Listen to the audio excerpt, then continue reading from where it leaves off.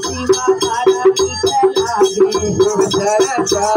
हो गुरु बड़ा मीठ लागे चरचवा हो गुरु बड़ा मीठ लागे चरचवा साहेब जी के बड़ा मीठ लागे मछली के लागे फिर रतनी के लागे मछली के लागे फिर रतनी के लागे मछली के लागे गुरु की लागे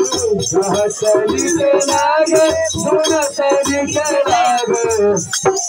चरचवा हो शिवा बड़ा मीठ लागे चरचवा सिरसला सिर बड़ा मीठ लागे चरचवा हो शिवा बड़ा मीठ लागे चरचवा गुरु के बड़ा मीठ लागे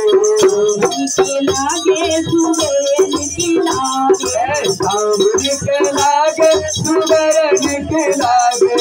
सुबह के लागे सामने के लागे सवेरे के लागे शिवा बड़ा मीठ लागे चरचवा जुग जुग के बड़ा मीठ लागे चरचवा हो शिवा बड़ा मीठ हो चरचवा जुग के बड़ा मीठ लागे लागे उठतनी के लागे हतानी के लागे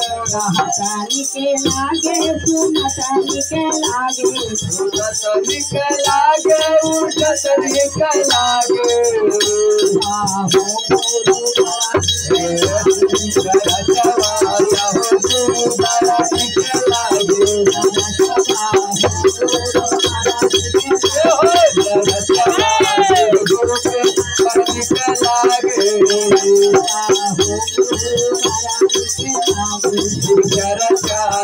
गुरु बड़ा सामने के लागे सुबह नीचे लागे